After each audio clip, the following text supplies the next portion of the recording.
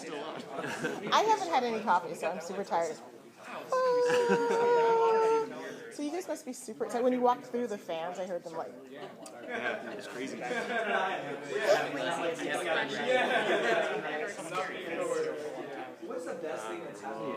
It's just crazy that people get tattoos of like the show and like characters and stuff. Did they send you pictures? People send pictures and see them online all the time. Yesterday, it's becoming more and more common at Comic-Con to be like stopped now by like random strangers, which is really bizarre. But some guy stopped me yesterday and he couldn't even talk. He was just like, and he was like, I know who you are. I was like, I gotta keep going.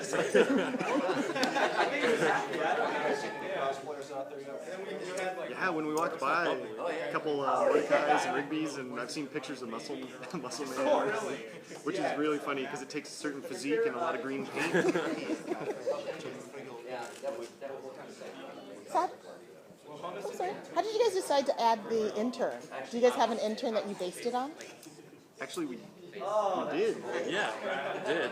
I mean, yeah, Cartoon Network always has interns like going around. JG started as an intern, right? That was my first job. Unpaid intern. Yeah, many years ago. Yeah, I think we just added him because we wanted somebody lower than Mordecai and Rigby that they could like kind of be above and like boss around a bit, just to get that dynamic going. We also felt like, because it was our first half-hour special, Exit 9B, and we felt like to make it really special, maybe what would be really cool is to like add a new character. Like that would be even cooler to see. So that was like part of trying to make this episode that was way more epic than the other episodes, which always end up being epic anyway. So. Are most of the characters based on real life people? Mordecai is pretty much me, and Benson is kind of Sam, because we went to school together, and it's very similar. Like he's able to just yell like that naturally, although he's usually like a very low-key guy. But when I found out he could yell, I was like, he's got to play Benson. I'm trying to think of who else. Pops isn't really based on anybody. That's completely fake. I'm operating on maybe 2 cups. You gotta be honest. Barely there. So, regular show nominated for for some cooler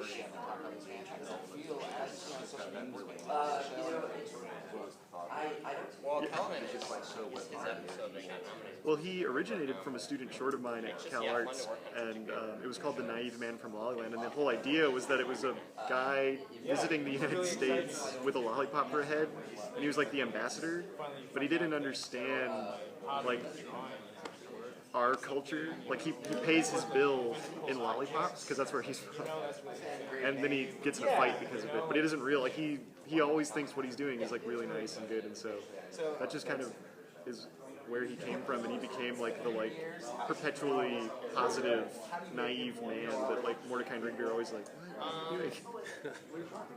I feel like he's grown because... So with the Thanksgiving special, how do you guys decide on Thanksgiving versus Christmas versus your usual Halloween, which I love? Well, we're still doing a Halloween one, but we want to do another special, and everybody's favorite holiday, Thanksgiving. Why not? Tons of food, family, really hard to make a special around. Yeah, you don't really see a lot of Thanksgiving Day specials, maybe for a reason, but yeah, I think we figured out how to do it, like make it really like epic story around Thanksgiving, celebrating Thanksgiving, you know. Yeah, it's gonna be awesome. It's Can gonna you be tell us what traditions, Thanksgiving traditions, incorporating the show, or your own family tradition? Well, definitely food, family, football, like just all the classic things that you associate with Thanksgiving. Like it's all in there. Can't wait. Stuffed in like a turkey. Yeah. With lots of fixings. Really cool guy. And then he's got beat down by all this crap that happened to him. Yeah. Yeah, exactly. He really is. He is like, he's like Mordecai and Rigby. Yeah, he's actually really just wells and stuff. we have been talking about, now that we've done Christmas and Halloween and Thanksgiving, and we've kind of had, April Fools and Valentine's Day-ish episodes. We're like, what other holidays are there to kind of capitalize on or try to take ownership of? And we're like, President's Day?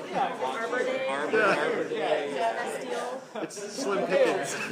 But maybe we'll find something to do. But no, it's about being excited about the I'm show really excited for the and 3DS game. getting great And I was outlines. wondering how much hands-on interaction you have with the community. I had quite a bit at the beginning, in the kind of conceptual phase of it. I really I wanted it to be like all the games that I remember loving as a kid and playing all the time. So it's an amalgamation of all of my favorite games pretty much. And it's about Mordecai and Rigby getting sucked into a game and having to play their way out of this game.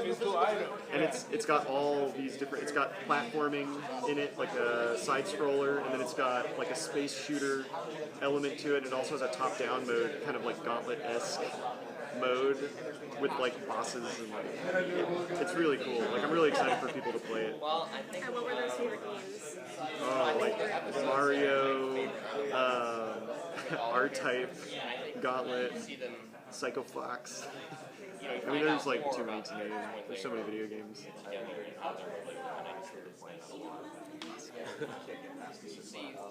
It's really hard.